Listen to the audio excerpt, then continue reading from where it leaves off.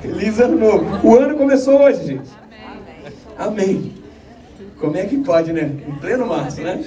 Mas é verdade, as coisas começam depois do carnaval. E eu tô com muita ansiedade para essa série nova, série nova que a gente vai começar. A gente vai falar sobre essências. Não vai ser a primeira vez que a gente vai falar sobre essências. A gente vai falar sobre buscar a essência esse ano quase como um todo, assim. E a gente vai começar enfatizando o retorno à essência, principalmente sob a perspectiva e figura de Jesus Cristo. Hoje eu não estou aqui para dar muitas respostas. Eu vou dar algumas respostas.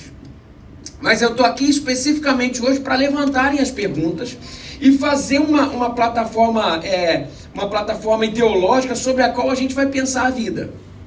E sobre a qual a gente vai pensar os próximos capítulos dessa série. Eu queria falar hoje sobre retornar à essência, mas especificamente sobre Jesus Cristo. Como que a gente vai falar sobre isso? Usando um livro como referência. Creio eu que não vou sair desse livro. E o livro é o livro de João, que é um livro que eu me amarro e gosto muito. Vocês sabem muito bem que o Evangelho de Jesus Cristo foi narrado por 4. 3 beberam de uma mesma fonte. Que a gente chama esses 3 que beberam de uma mesma fonte, a gente chama de evangelho sinótico. E o quarto evangelho sinótico, que beberam de uma fonte e o evangelho de Marcos. E o quarto, que é o evangelho de João, é um evangelho que não bebeu dessa fonte. É um evangelho mais tardio. Deixa eu explicar para vocês, é o evangelho mais teológico. Daqui a pouco a gente vai entender isso tudo, mas antes de eu começar a falar sobre o evangelho de João, eu queria ler o texto que a gente vai começar do evangelho de João, e pasmem vocês, a gente vai começar pelo começo, capítulo 1, do versículo 1 ao versículo 5, e a gente vai fazer alguns recortes. O evangelho de João, gente, tem uma característica muito importante. Ele é um evangelho essencialmente repetitivo, vocês vão perceber. Mas o João, ele tem um trunfo, que ele coloca basicamente tudo nos primeiros capítulos, das essências de quem é Jesus Cristo para aquela comunidade. Ele coloca tudo nos primeiros capítulos, basicamente, e a partir dali ele vai só reafirmando aqueles conceitos através do segundo livro, dentro do livro de João, chamado Livro dos Milagres. E ele vai narrar 7 milagres. Tudo é 7 por causa do número da perfeição. Você percebe que o evangelho de João não tem, por ser um evangelho tardio, ele não tem muita preocupação em narrar os fatos. O evangelho de João tem preocupação em ressignificar os fatos que já eram corriqueiros na comunidade. Os fatos já eram conhecidos. E a gente vai entender o porquê disso. Não, Mateus, Marcos e Lucas, eles são factuais, principalmente Lucas, que ele era um cara mais cientista, ele era médico, né? Então era um cientista, então ele narrava, foi assim. João não estava preocupado em dizer que era verdade. João é um evangelho tardio, provavelmente entre 80 e 100 foi escrito, depois de Cristo. Ou seja, uma geração durava mais ou menos 40 anos. Jesus começou o seu ministério aos 30, então 30, 40, 50, 60, 70, ou seja, já era a segunda geração em João. Ele já tinha ouvido dos pais que eram cristãos, provavelmente. Mas tinha muita coisa acontecendo. Vocês vão ver e vão perceber. E a gente vai falar sobre isso a partir de agora. João capítulo 1 a gente vai ler até o versículo 5. Vamos ler. No princípio era o Verbo. E o Verbo estava com Deus. E o Verbo era Deus. Ele estava no princípio com Deus. Todas as coisas foram feitas por intermédio dele. E sem ele nada do que foi feito se fez. A vida estava nele. E a vida era a luz dos homens. A luz resplandece nas trevas. E as trevas não prevaleceram contra ela. Versículo 14 agora. E o Verbo se fez carne. E habitou entre nós. Cheio de graça e de verdade. E vimos a sua glória. Glória como unigênito do Pai. Versículo 12. Mas a todos quantos o receberam, deu-lhes o poder de serem feitos filhos de Deus, a saber, aos que creem no seu nome, os quais não nasceram do sangue, nem da vontade da carne, nem da vontade do homem, mas de Deus. Um texto para começar, um texto muito diferente, um texto é arte pura, e vocês vão entender por quê. Lembrem que o Evangelho de João não é um evangelho que se atém aos fatos especificamente, porque os fatos já estavam no imaginário popular. É o evangelho mais teológico que a gente tem na Bíblia. A pergunta é, toda vez que a gente escreve alguma coisa, ou a gente vai falar alguma coisa, a gente fala sempre contra alguém ou a favor de alguém. E contra quem o Evangelho de João foi escrito? Contra os escribas e os fariseus. Eles eram a personificação do inimigo. Porque o Evangelho de João, como eu falei para vocês, foi datado de 80 a 90, de 80 a 100 depois de Cristo. A comunidade que absorveu esse evangelho foi chamada de comunidade do discípulo amado. A gente atribuiu isso a João, porque lembra, João foi aquele, quer dizer, o discípulo amado foi aquele que deitou a cabeça em Jesus, e o próprio Jesus falou que era quem ele ama. A tradição atribuiu isso a João. E uma coisa importantíssima para a gente entender: o evangelho, por ter sido tardio, provavelmente em 80, tinha acontecido algo muito, muito específico na década de 70, que foi a queda do templo. A queda do templo em Jerusalém, com Vespasiano, ela trouxe diversos desdobramentos à história do judaísmo. Por que trouxe desdobramentos à história do judaísmo? Porque o judeu não conseguia se articular sem um templo. Não existia judaísmo sem o templo. O templo era imprescindível para que os judeus pudessem prestar adoração a Yahvé, a não ser por uma seita. Seita é uma facção do judaísmo. E essa facção se chama os fariseus. Os fariseus conseguiam se articular sem o templo, porque acreditavam na ressurreição. Por isso, o Evangelho de João tem como aqueles a serem batidos as figuras dos judeus. Quem eram os judeus que sobraram depois de 70? Os fariseus e os escribas. Quer dizer, os escribas, porque eram só as funções deles, né? Mas não era, existiam fariseus, essênios, zelotes, tudo eram seitas dentro do judaísmo. Seitas entre aspas, né? Porque não é nesse sentido pejorativo. Mas o importante da gente saber sobre isso é que contra eles era escrita aquela carta. Então toda vez que Jesus ia bater em alguém, batia nos fariseus e nos escribas. Qual é o objetivo desse livro? O objetivo é mostrar que Cristo é o Messias. Não só isso, mas também o objetivo é mostrar os critérios desse messianismo. E que a salvação só existe nele. Atenção a isso. Desculpa esse prólogo muito grande, mas é muito importante para depois a gente aplicar algumas coisas. Então a gente tem que entender mais ou menos o panorama geral. E a partir daí a gente começa aí sim a pensar o retorno à essência sob a perspectiva de Jesus Cristo. Então, primeiro, o objetivo do livro era apontar Cristo como Messias. Segundo objetivo, era apontar sob qual perspectiva, quais eram os critérios que Jesus Cristo ia ser o Messias. E a terceira questão era apontar que só existe salvação nele. Inclusive o texto que a gente acabou de ler, no versículo 11 ou 12, diz que a salvação só existe nele. Ele já começa colocando isso tudo de cara. Mas vamos lá. Aonde ele foi escrito? Atenção a isso. Ele foi escrito na diáspora da Ásia Menor. Ou seja, não foi escrito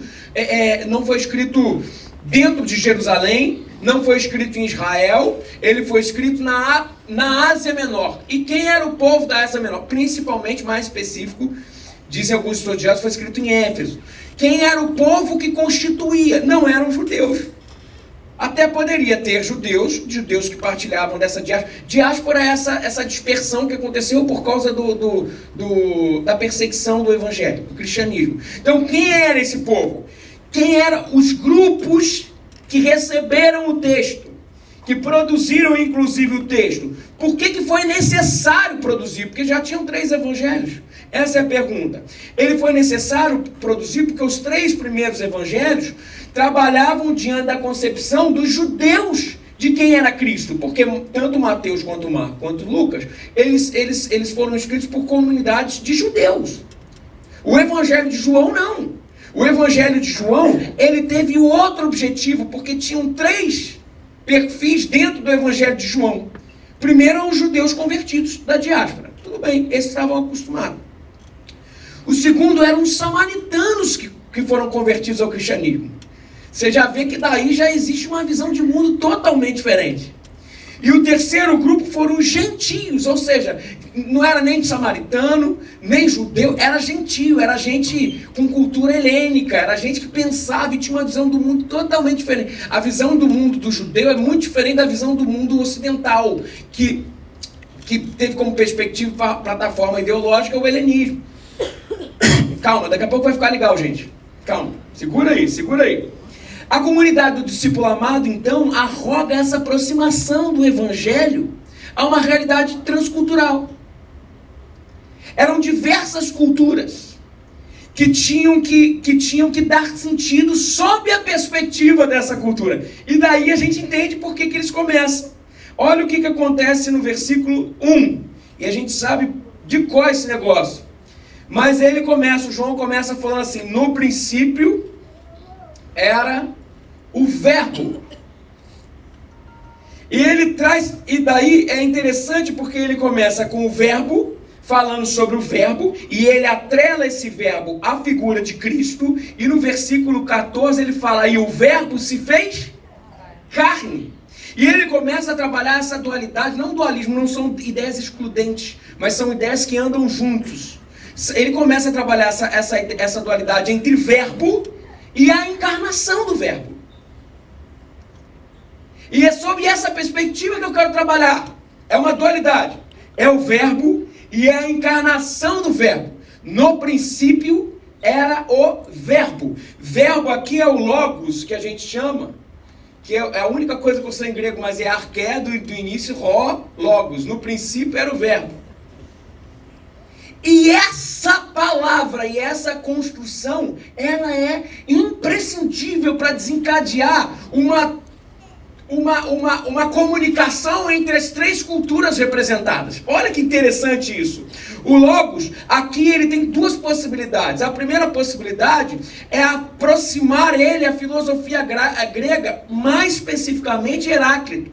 Heráclito já falava sobre isso. Ele dizia que o Logos era a referência onde tudo tinha sido formado. Então, quando o grego escutava falar, João falando assim, no princípio era o verbo, ele já falava assim: opa, é o Logos de Heráclito. Caramba, então olha, esse Logos é Jesus Cristo. E também tinha uma outra coisa interessante, porque esse Logos era tratado pela cultura judaica e samaritana como Roquimar, que é o que diz lá em Provérbios capítulo 8, ele diz que era essa sabedoria. Roquimar é traduzido do hebraico como sabedoria. É essa própria Roquimar que estava presente na fundação do mundo. Então o judeu olhava aquilo ali e falava assim: caramba, Cristo é a sabedoria personificada em carne que esteve presente desde a fundação do mundo. Arqué, logos, é a mesma coisa que em Gênesis capítulo 21, capítulo 1, quando o mundo foi criado. No princípio criou Deus. Arqué, logos. Arqué, Deus. E o judeu olhava aquilo e falava assim: pois bem, o verbo, que é Cristo, criou no princípio também.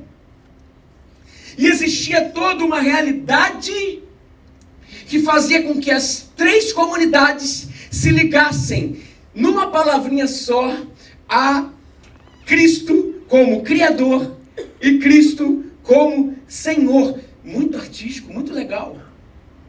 Lembra? Estamos falando de uma dualidade. É verbo e é encarnação, no versículo 14. No versículo 1 ao versículo 3, agora começam as perguntas. A gente vai ler e ele fala assim, ó, no princípio era o verbo, e o verbo estava com Deus, e o verbo era Deus. Ele estava no princípio com Deus. Todas as coisas foram feitas por intermédio dele, e sem ele, nada do que foi feito se fez. A pergunta é, de acordo com os 3 primeiros versos, o que significa ser verbo? E qual é o sinônimo de verbo? Bom, o texto vai falar primeiro que o verbo é Jesus. E a gente sabe, isso é óbvio. E Jesus existia quando? Desde sempre. Junto a Deus, é o que o texto está falando. Jesus é chamado de verbo. Verbo é interessante porque Jesus não é chamado de substantivo. Jesus não é chamado de luz, ele é chamado de verbo. O que é verbo? É palavra em ação.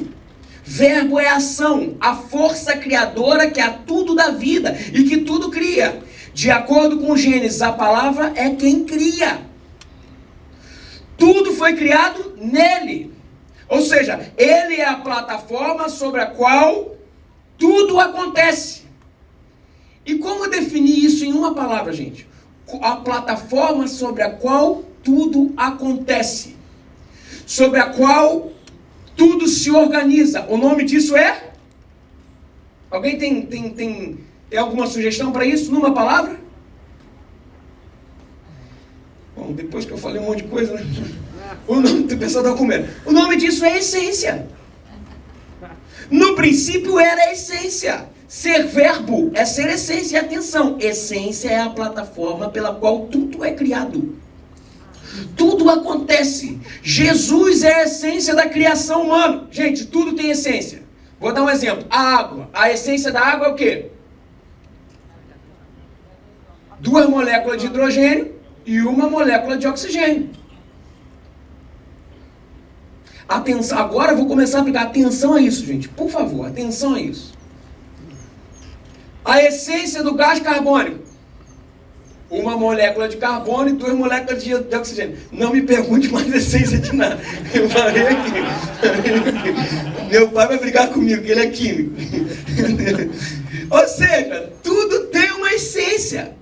Mas a pergunta é, tudo tem uma essência mesmo? Essência de como as coisas são feitas.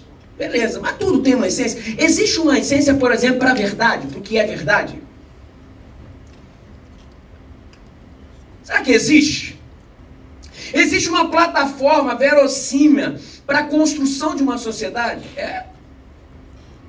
Será que existem essências? Gente, isso tudo é pergunta que a todo momento, nas universidades, nos cursos de sociologia, nos formadores de opinião, isso tudo orbita em torno desse povo todo. É sobre isso que eu quero falar.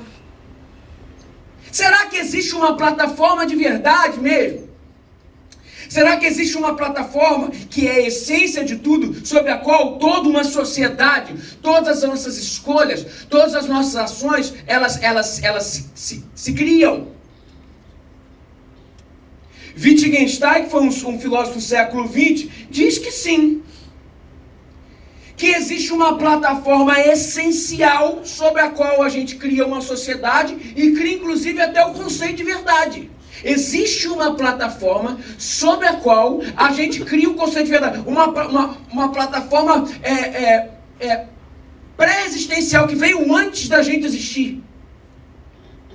É algo que é inerente a todo ser humano, independente da cultura que ele estiver inserido. Atenção que eu estou falando. O Wittgenstein, que é esse filósofo do século XX, ele vai falar que isso existe. Por exemplo, se você chegar em qualquer sociedade, gente, qualquer sociedade, pode ser uma sociedade, um grupinho de pessoas, 5 pessoas que nunca tiveram contato com a cultura ocidental e tudo mais. Se você chegar lá, estudos sociológicos falam que eles vão estar adorando algum tipo de divindade. Ou seja, parece, de acordo com a sociologia, isso é sobre as credenciais científicas, por amostragem, por pesquisa de causa, se nós somos seres humanos, nós temos aspiração de adoração por um Deus. Essa é uma plataforma essencial, ou seja, existe uma essência pré-existencial. É isso que o texto está falando. A segunda coisa, e aí quem diz... O engraçado é que sobre essa perspectiva o salmista já falava, né? que a gente tem um buraco dentro da gente que só o Senhor pode ocupar. Existe essa aspiração, esse anseio pela eternidade. Ele colocou em nós um anseio pela eternidade. Um anseio pelo metafísico. Segunda coisa essencial, de acordo com o Wittgenstein, e aí trazendo um sociólogo a essa conversa chamado Peter Berg. Ele fala que todo ser humano precisa do outro para se constituir como tal. É tipo aquele filme Náufrago. Vocês lembram do Náufrago? Vocês lembram qual foi o momento de maior desespero do Náufrago? Foi quando ele perdeu a bola. O Wilson. E o Wilson era uma bola, mas o Wilson era a representação de sociedade para ele.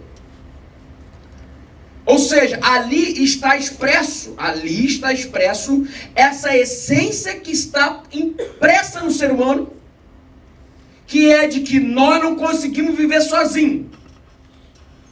Outra essência também que o Peter Berg ele pensa é que todo ser humano precisa dar sentido aos fatos. É isso que nos faz racionais. Tudo que acontece a gente tem que tentar entender. O que eu estou tentando falar para vocês é que, segundo Wittgenstein e segundo uma corrente filosófica, existem essências que fazem com que a gente se constitua como tal, como seres humanos. Me acompanhem. O Aristóteles já diz que o que é inerente à essência é universal. Tudo quanto o homem tem instintivamente por verdadeiro é uma verdade natural. Ele parte desse pressuposto do pré-existencial, da essência, do que forma a existência. Ou seja, é inegável a existência de essência. Mas como descobrir o que é... Agora atenção, mas como descobrir o que é essência? E se o que achamos que é essência para o ser humano for um construto cultural e não algo que veio antes da cultura? Atenção, vou repetir essa pergunta. Como descobrir o que é essência? Ou pensar muito, por diversas vezes a gente pode se enganar, que o que a gente pensa que é essência, na verdade é um construto cultural. Vocês estão acompanhando? Não falaram nada, então não sei. Então tá bom. Qualquer coisa a gente volta. Aí, sob essa perspectiva, existe uma dicotomia entre o que é ética e o que é moral. Aí eu tenho a mesma ética dessa sociedade, ou eu tenho a mesma moral. Por diversas vezes a gente pensa que ética e moral são duas coisas iguais. Não, a ética, e atenção a isso, a ética são valores inegociáveis que estão para além da cultura. São os valores pelo qual a gente forma a cultura. São valores supraculturais. É o que veste uma cultura. A ética é a roupa de uma cultura. É pela qual a gente vai vestir todas as culturas num lugar, num tempo e num lugar específico. E a moral? A moral é esse ethos pragmatizado. Ou seja, para cada realidade a gente faz assim, ó. Eu tenho uma cultura, vamos supor, amor. É ética. Como eu vou amar? E as expressões de amor dependem de cada cultura. Então a ética está para além da cultura. É o que vem antes. A moral é o que constrói, é o que pega essa essência de Wittgenstein. Essa essência, ela pega essa essência e constrói uma cultura de acordo com o jeitão daquele povo. Agora, colocamos que existe uma essência através de Wittgenstein. Mas existe uma outra corrente. E aqui eu quero que vocês tenham atenção. Existe uma grande cilada do nosso tempo, que tem acabado com uma geração. E o nome disso é humanismo que a pós-modernidade nos trouxe. Mas mais do que isso, o humanismo veio com tudo sob uma perspectiva de relativismo. O que é o relativismo? É que não existe uma verdade absoluta. Ou seja, não existe uma essência sobre a qual a gente constrói alguma coisa. Sabe o que eles estão falando? Tudo que a gente fala, tudo que é falado que é essência, o relativismo, o humanismo vai falar assim, não, isso não é essência, na verdade isso é cultura. E se é cultura, eu posso destruir eu posso reconstruir e fazer de novo. Gente, olha só. Isso é um problema e um perigo. Daqui a pouco a gente vai ver o quê? Existem mestres da suspeita que falaram muito sobre isso. Dentre eles Nietzsche, Freud. E eu não estou demonizando ninguém aqui. Eu só estou demonizando, só estou tentando acender uma luz vermelha a um conceito da pós-modernidade, que é tirar as essências e falar que não existe, o que existe são culturas, e só as culturas são elas que fazem e destroem o que é verdade ou o que não é. Ou seja, não existe nada sobre o qual a gente cria uma plataforma para construir uma sociedade. Teve um camarada chamado Schleiermacher, que foi um filósofo do século XIX, que ele fala assim, ó, só existe uma verdade num lugar específico e num tempo específico. Ou seja, ele está dizendo assim, a verdade, ela é líquida. Usando um outro termo. A verdade, ela pode ser refeito. Ou seja, não existe verdade absoluta. A verdade é fruto de um construto cultural. E se ela foi construída pelo homem, ela pode ser refeita. E destruída também. No momento histórico que vivemos, não existem mais etos. Ou seja, leis que estão para além da cultura. Que formam a cultura. Que reagem à sociedade. O ethos foi reduzido à moral, ou seja, o que a cultura pode produzir e destruir também. Olha o perigo. O grande perigo do nosso tempo é a falsa ideologia da ausência de verdade, da ausência de essências. Ou seja, jogam tudo na conta da cultura. Não sei se vocês sabem, tem uma tribo aqui no Brasil. Eu já vi um vídeo que eu não consegui ver até o final. As crianças defeituosas que nascem, eles fazem o ritual e eles entendem que aquelas crianças são tudo diabo. Eles fazem um ritual, abrem um buraco e enterram as crianças vivas. Eu não aguentei ver até o final o vídeo. O dedinho da criança subindo pela terra. Sob essa perspectiva, sob a perspectiva de que não existem essências, tem que respeitar. É a cultura deles. Eu não vou entrar e falar que isso é contra, afinal de contas, para eles isso, destruir as crianças que têm algum tipo de defeito, isso é a saúde daquela comunidade. Se a gente não entender que não existem essências antes, percebam, e colocar tudo na conta da cultura, a gente pode construir, destruir, refazer a condição final. Sabe o que é? Não existe verdade. A verdade é fluida. A erotização. Mas essa monte de mulher pelada, mas por que é erotização? A erotização foi um construto cultural, é o que o pessoal fala. Foi um construto cultural, sabe por quê? Porque se não tivessem dito que a mulher pelada não era erotização, as pessoas teriam crescido com aquela imagem totalmente tranquila. Sabe qual é o nome disso? É dizer que não existem essências que formam o ser humano, e se são culturas, a gente pode destruir, pode reconstruir, fazer de novo, ou seja, vale tudo e não vale nada.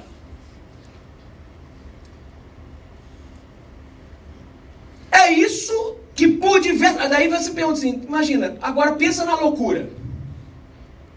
Por que o louco é louco? Sob essa perspectiva de Schleiermacher, por exemplo. Por que o louco é louco? Ah, você está falando que tu é louco, que eu sou louco? Você está sendo loucofóbico, hein? Vou te processar. Aí vem, quem disse que eu sou louco? A cultura? Mas a cultura é feita por homens. E quem disse que a cultura está certa? Vocês percebem? Gente, é um ciclo vicioso. Vale tudo, não vale nada.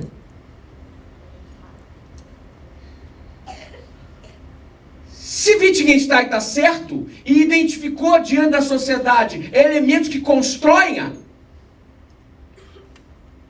a falta desses elementos nos coloca diante de uma realidade desenfreada. Você imagina que um homem que causa com uma criança de 7 anos, de 8 anos, isso acontece na sociedade, sabe? Ah, mas por que não pode? Qual o problema disso? Essa coisa de que tem que ser maior de idade, isso é um construto cultural. Vocês percebem? Tudo joga na conta da cultura. Não sei se você sabe, mas o relativismo tem acabado com a sociedade. Deixa eu dar um dado para vocês. Os jovens cristãos que entram na faculdade, se afastam do Evangelho de Jesus Cristo, naqueles 4 anos, 66%. Você tem noção do que é isso? Mas sabe por quê? Porque só apresenta um lado da moeda. Por diversas vezes, as nossas relações e até a nossa educação, ela não consegue ser justa o suficiente, ela não consegue ser íntegra intelectualmente para apresentar todos os lados da moeda. Estou dizendo esconder um, em detrimento do outro, não. Agora, a verdade é, gente, olha só, se a gente não se entregar a uma realidade que existe uma essência, é uma escolha. É uma escolha. Mas se a gente não se entregar a uma realidade que existe uma essência, sabe o que vai acontecer? Vale tudo e não vale nada. Se a fenomenologia humana, ou seja, o que caracteriza a gente como humano, coloca essas essências pré-existenciais, por que a sociedade, por diversas vezes, está tirando isso da gente? E eu vou falar, a linguagem, gente, por si só, quando se fala, como já diria o escritor, quando se fala, depois aquilo já é propriedade pública. Você faz o que você quiser com aquela fala. Isso é uma realidade. E o que está acontecendo hoje é que a gente tem linguagem. E as linguagens estão destruindo por diversas vezes as essências. Eu estou falando com você, jovem. E talvez algum adulto aqui também.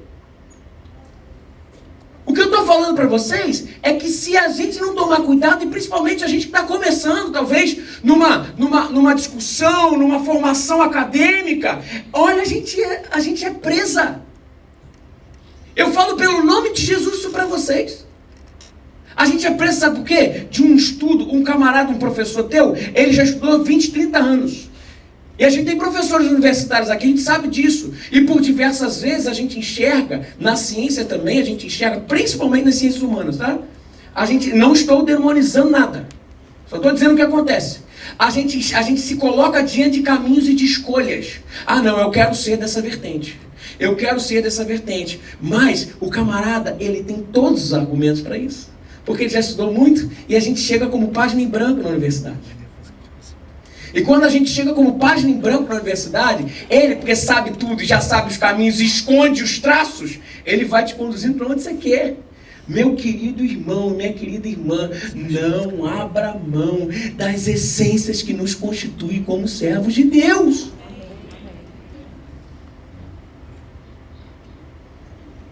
Perigo!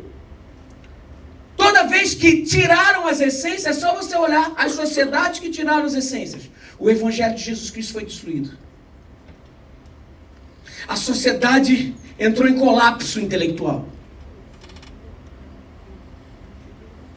Colapso. Gente, isso é diabólico. E não esqueça que essa cultura da não-verdade também é uma aposta de fé. Mas a não-verdade, ironicamente, para muitos se tornou verdade absoluta.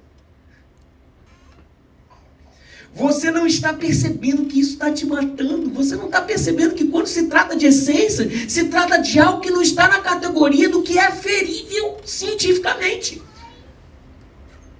Porque a filosofia da ciência é o seguinte, ele trata como verdade tudo que pode ser empiricamente considerado como verdade.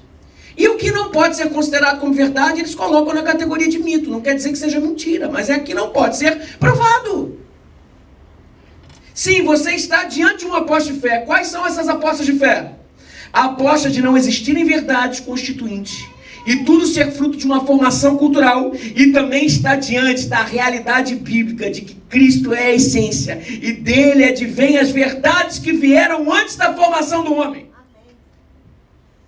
João capítulo 1, versículo 1 e 2 diz assim: no princípio era a essência, era o verbo, e o verbo estava com Deus, e o verbo era Deus, ele estava no princípio com Deus. A grande pergunta é: existe humanidade sem essências, sem verdades absolutas? E a resposta é não. Jesus é o verbo e só sobre ele tudo se fez, o mundo se formou. Ele é a essência da humanidade, mas também é a essência da divindade. Cristo é a interseção entre a divindade e a humanidade redimida nele. Escolha Cristo.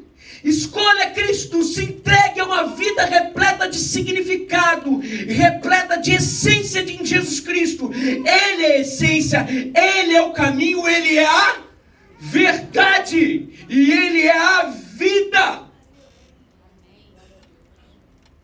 Vocês perceberam? São duas possibilidades de fé.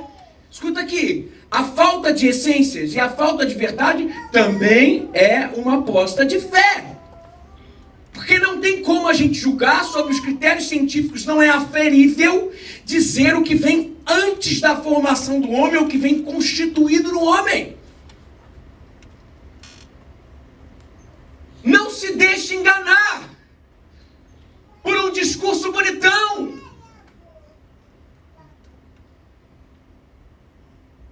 Sob a perspectiva do empirismo, então coloca à prova as sociedades e veja onde o evangelho ele faz sentido e aonde, porque tirou as verdades essenciais, o evangelho foi totalmente acabado. Você vai chegar à sua conclusão. Você vai chegar. E a proposta dessa série é essa: retirar da vida de Cristo as essências para a nossa vida. Percebam, essência. A proposta é estabelecer o ethos cristão, não a moral cristã. Porque a moral cristã, ela é pragmatizada para uma cultura e para um espaço de tempo. O ethos cristão é aquilo que veste as culturas. Jesus Cristo veio aqui para bater na moral judaica. O que Jesus Cristo fez? Jesus Cristo, ele ressignificou o sábado. Jesus Cristo, ele pregou totalmente contra o legalismo. O que é o legalismo? É erigir a moral a status de ethos. A gente está aqui hoje, a gente está atrás das essências do que pode vestir a cultura. Jesus Cristo é o verbo, mas graças a Deus, a essência do evangelho não é feita só do verbo. Atenção a isso. O verbo nos coloca diante de uma realidade da linguagem, das ideias e das suas limitações. A linguagem e as ideias são limitadas. O versículo 14 ele fala, ele não é só o verbo, mas o verbo se fez carne e habitou entre nós, cheio de graça e de verdade, e vimos a sua glória, glória como unigênito do Pai. Atenção, o verbo é ideologia, mas Cristo não é ideologia, Cristo é a encarnação do verbo. Encarnação, o que isso significa? Jesus não foi aceito pelos judeus porque não correspondia à expectativa que os judeus tinham de Messias. Para começar, o versículo 11 fala sobre isso. A expectativa que o povo judeu tinha de um Messias era a expectativa ideológica de que ele viria, ele colocaria e destronaria o Império Romano e eles reinariam em terra. Muito pelo contrário, o reino dele não era desse mundo, mas as expectativas do verbo que eles tinham era essa. Mas o verbo se fez carne e frustrou as suas expectativas. Sabe por quê? Porque o verbo não tem a ver apenas com ideias, o verbo tem a ver com encarnação, ou seja, o fato não correspondia para os judeus às ideias. Isso aconteceu e os judeus jogaram os fatos fora e ficaram só com as ideias. E aqui mora o problema. Jesus, e ele vem nos ensinar, Jesus, ele não corrige apenas a ideia do judeu sobre quem ele era, mas corrige a ideia da gente hoje de quem ele é. O problema que comumente acontece é que a partir das ideias, vivemos um relacionamento com Deus, mas passamos a idolatrar a ideia e não adoramos o Deus da ideia. Fernando Pessoa já disse um negócio muito legal. Deus não é ideia minha, mas a minha ideia de Deus é ideia minha. De novo, ele falou assim, ó, Deus não é ideia minha, mas a minha ideia de Deus é a ideia minha. Muitas vezes nós não nos relacionamos com Deus. Nós nos relacionamos com as nossas ideias a respeito de Deus. A gente falar um negócio, isso é idolatria, cara. Isso é idolatria. E o versículo 14, o verbo se fez carne, nos traz uma verdade essencial sobre o Evangelho. E qual é ela? Ele revela que a cultura do conceito nunca pode sobrepor a cultura da experiência. E o verbo se fez carne e habitou entre nós. O verbo, que é o conceito, não é jogado para fora. Ele tem o seu lugar, mas o conceito só faz sentido transbordando na humanidade e na experiência. E ele habitou entre nós. O verbo se fez carne. Jesus não apenas corrige o nosso jeito de pensar sobre ele, mas também de nos relacionarmos com ele. Jesus tira Deus do mundo das ideias e coloca Deus no mundo de carne e osso. No mundo que diz, eu tenho fome. No mundo que diz, eu estou triste. No mundo em que ele chora por Jerusalém. No mundo em que ele não consegue fazer milagres em Nazaré. Sim, no mundo em que ele é de carne e osso. Só é possível vermos Deus sob a perspectiva da encarnação. Cristo é verbo sim, mas é verbo que se fez carne. Cristo é Deus de carne e osso, gente. Deus de carne e osso. Pare de relacionar com Deus sob a perspectiva das ideias. Pare de se relacionar com Deus sob a perspectiva das ideias. Quer ver? A perspectiva das ideias é falha, gente. Por exemplo, deixa eu colocar aqui. As ideias sempre nos colocam diante de uma realidade em que a linguagem não consegue transpor. Exemplo, Deus pode criar, por ser onipotente, ele pode criar uma pedra que ele não possa levantar? Pode. Mas se ele criar uma pedra que ele não possa levantar, ele deixa de ser onipotente. E se ele optar não criar, ou se ele não criar a pedra porque ele não pode criar uma pedra que pode levantar, ele também deixa de ser onipotente. Vocês percebem? A perspectiva da linguagem, da ideia, não abarca quem Deus é. Isto é se relacionar com Deus no mundo das ideias. Nós somos muito mais felizes quando nos relacionamos com Cristo no mundo das relações. Por que você não fala sobre Jesus fora do âmbito das ideias, e sim na perspectiva daquele que chora com os que choram, se alegra com os que se alegram, sente fome e recebem comida? Aí vem a primeira pergunta e a primeira resposta sobre quem é Jesus. Quem é Jesus? Qual é a essência de Jesus? Jesus é aquele que tira Deus do mundo das ideias e coloca no mundo das relações. Jesus é aquele que tira Deus do mundo das ideias e coloca Deus no mundo das relações. No mundo das ideias, a gente só tem perguntas. No mundo das relações, a gente só tem respostas. Conta a história que um homem, depois de um dia inteiro de trabalho, foi pegar um ônibus na rodoviária, no terminal. E o ônibus que ele tinha para pegar para ir para o seu lugar, era assim, passava só de hora em hora. E quando ele chegou lá, a mulher falou, você deu sorte, era o último ticket, você deu sorte. Daí ele comprou todo feliz aquele ticket, e quando ele comprou, vem chegando uma senhora bem sofrida com um bebê de colo. E a senhora foi comprar o ticket, olha, acabou de acabar, e o pior, ainda falou assim, ó, eu vendi o último para aquele ali. Daí o homem olhou assim, se sentiu acuado e falou, tá bom, pode ir com seu filho, pode ir. Daí ela foi, e no que foi, esperando aquela uma hora, o homem falou assim, ele era um homem piedoso, um servo de Deus, ele falou assim, poxa, deve ser Deus me livrando, porque esse ônibus de agora, com certeza vai acontecer alguma coisa com esse ônibus, vai acontecer um sinistro, Deus vai me levar esse negócio. Daí o contrário também aconteceu, não, mas peraí, será que não? Será que o próximo ônibus que vai dar problema, eu estou com algum problema com Deus? E Deus está querendo de alguma forma me dar um castigo?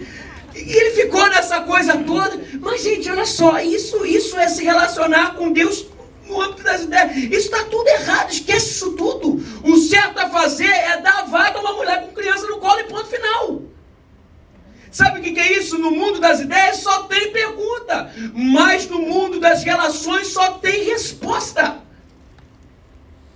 Ninguém jamais viu Deus, mas foi Jesus que fez ele conhecido. Então preste atenção em Jesus.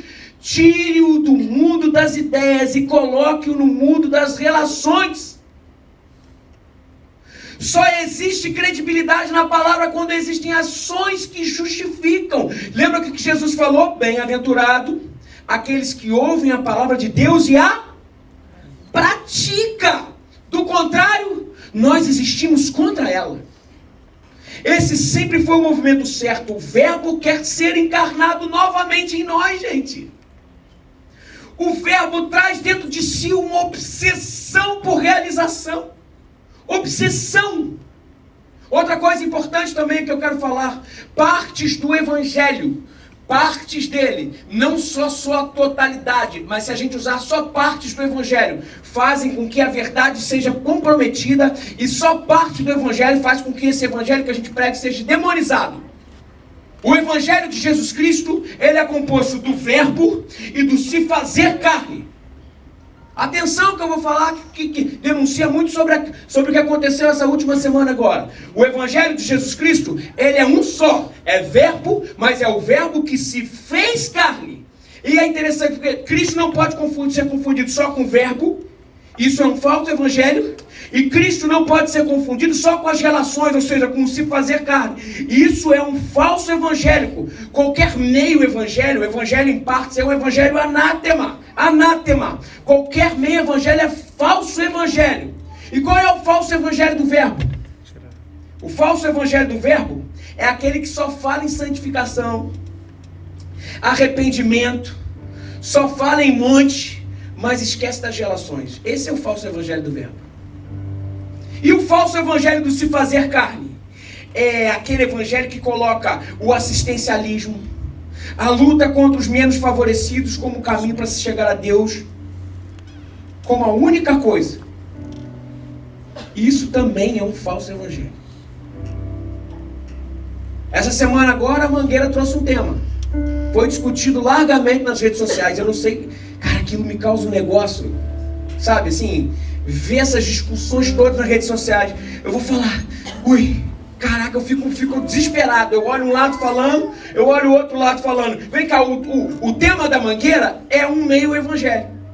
É um falso evangelho como consequência. Sabe por quê? Porque o tema da Mangueira, ele até traz a luta pelo oprimido, e isso é muito importante, mas não fala sobre arrependimento, não fala de santificação, não fala de conversão.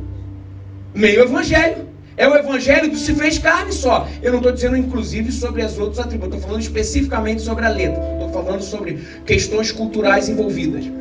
E eu vou também dizer que também igrejas que vivem de chupar dente, sabe? Que eu sempre falo de chupar dente aqui, né? Oh, aleluia. Igrejas que vivem de chupar dente, mas não se envolvem na luta contra a dominação do homem pelo homem, da luta contra as injustiças, as classes menos favorecidas, também é um falso evangelho. É um falso evangelho.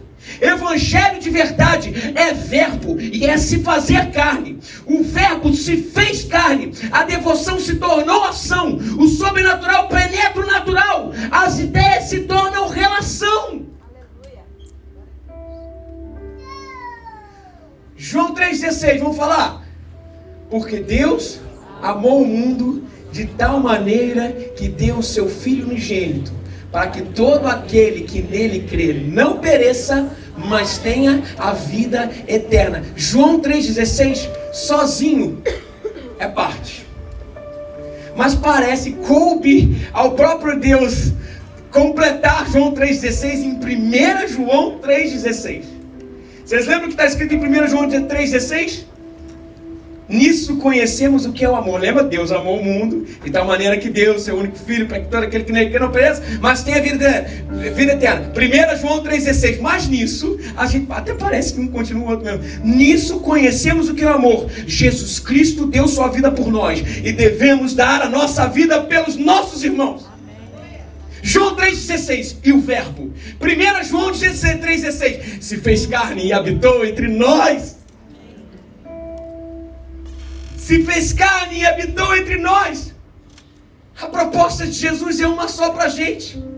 A proposta de Jesus é: você está me procurando? Então não foque no mundo das ideias, porque ela só tem perguntas. Entre no mundo das relações. Entre no mundo das pessoas e deixe que as pessoas entrem no seu mundo. Segunda proposta de Jesus: você está me procurando? Me busque como você nunca buscou e encontre o caminho do amor, o caminho das relações, do serviço, das práticas, da convivência humana, do arrependimento, da busca de sermos santos, da busca de sermos um só coração no Senhor. Dê um passo em direção ao outro, dê um passo em direção a Deus. Quem é Jesus Cristo? Jesus Cristo é aquele que tira Deus do mundo das ideias e coloca Deus em carne e osso no mundo das relações.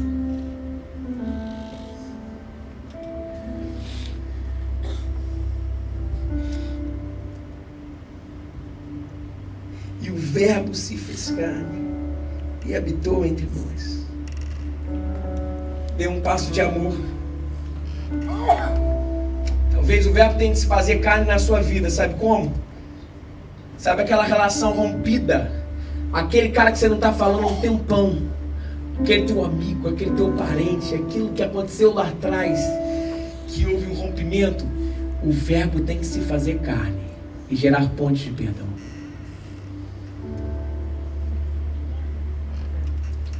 Sabe aquela reconciliação que não está sendo feita? Sabe aquela coisa, aquela situação que ficou pendente e você acha assim, o tempo vai apagar, o tempo vai dar o seu conta. Meu querido, não tem jeito. Olha só, não adianta botar um band-aid numa ferida que não foi tratada. O que vai acontecer é que ele vai gangrenar o membro que aquela ferida está. Tá na hora de arrancar o band-aid. Usar não pode ser mercúrio não, tem que ser metiolate. Usar metiolate. Esfrega. Mas saber que o Verbo ele tem que ser encarnado novamente através da gente. E o Verbo se fez carne e habitou entre nós. E vimos a sua glória como vimos a do unigênito de Deus. A encarnação de Jesus faz com que Deus não fique distante nas ideias, mas venha para a nossa essência. E a essência de Deus é relacionamento. Enquanto eu falo, talvez o Senhor traz pessoas à sua mente em que o Verbo tem que ser encarnado através das suas ações.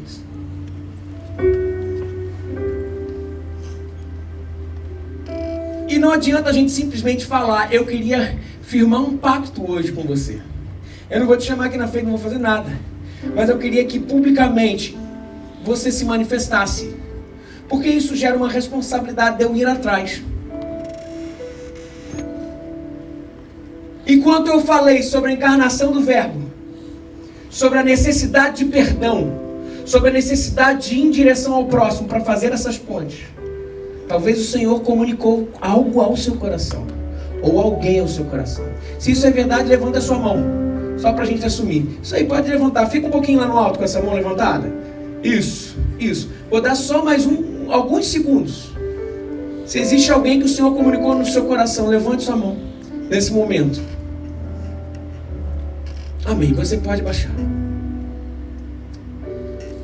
Pelo nome de Jesus eu peço uma atitude sua essa semana. Está na hora do Verbo se fazer carne novamente e habitar entre as nossas relações. Vá atrás. Não deixe de ir atrás. Não deixe de ir atrás.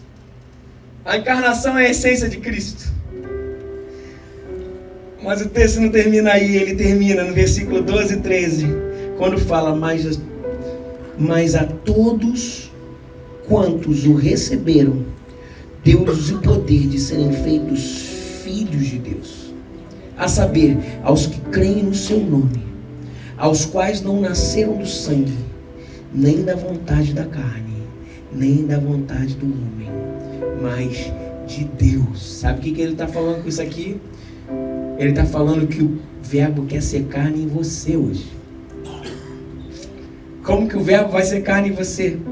A todos quanto o receberam, vão ter o direito de serem chamados filhos de Deus. Talvez você está aqui essa manhã e as relações estão rompidas como sociedade. As relações estão rompidas com o próprio Deus. Mas o Senhor te chama essa manhã para viver a encarnação de Cristo na sua vida. E isso quer dizer salvação em Jesus Cristo. A todos quanto receberam terão o direito de serem chamados filhos de Deus.